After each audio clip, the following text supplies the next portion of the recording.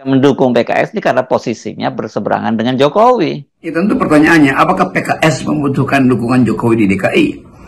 Ya, jawabannya secara taktis iya pasti, karena PKS calon Ridwan Kamil dicalonkan oleh Kim Plus, di dalamnya ada PKS, dan wakil gubernurnya adalah kader PKS. Jadi PKS punya kepentingan taktis untuk memenangkan DKI. Tetapi kepentingan strategisnya apa? Bukan ke PKS menganggap dari awal bahwa Jokowi itu semacam penghalang dari politik atau ideologi politik PKS. Kan itu yang mesti dipikirkan. Jadi partai yang tumbuh secara ideologis semestinya konsisten di dalam garis ideologis. Kan PKS bukan partai pragmatis tuh.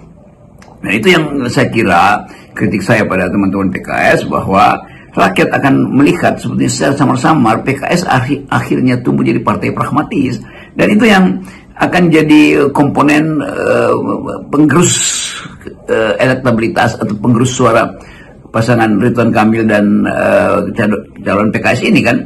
Jadi sebetulnya kita mau lihat aja, saya mau lihat itu melalui perspektif kelurusan ideologi, dan kelurusan ideologi kalau dia bengkok itu bisa berakibat ketidaklulusan PKS di Jakarta. Artinya Ridwan Kamil dibatalkan, atau bukan dibatalkan, maksudnya kalah dalam persaingan dengan Pramono Anung.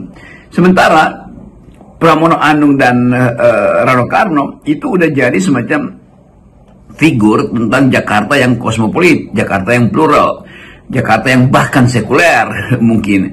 Jadi dua doktrin itu akan dihidupkan di dalam kampanye nanti tuh. Anies akhirnya memilih untuk bergabung dengan atau mendukung pasangan Pramono dan Rano Karno. Itu penanda juga bahwa wilayah sekuler itu mendapat tambahan suara dari Anies yang tadinya dianggap sebagai wilayah ideologis Islam politik, kan itu dasarnya. Jadi bayangin anak Abah bergabung dengan Sidul, bergabung dengan PDIP, dan bergabung dengan Ahoker. Itu secara sosiologis itu betul-betul kuat. Bukan sekedar mayoritas, tapi penanda bahwa kota Jakarta itu tumbuh di dalam kultur yang kosmopolit. Itu intinya tuh. Jadi kita mau lihat sebetulnya agenda-agenda ideologi itu dijadikan alasan atau dijadikan pembeda di dalam kampanye nanti kan. Jadi jelas kampanye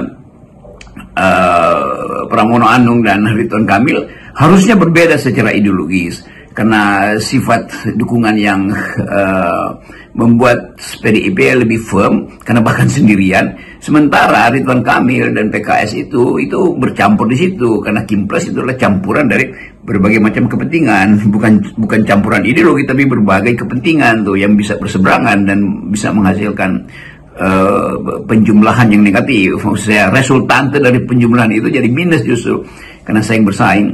Jadi sekali lagi kelihatan bahwa memang PKS terutama yang punya mesin kerja yang bagus di Jakarta tuh, tetapi dia sendirian karena sifat ideologisnya.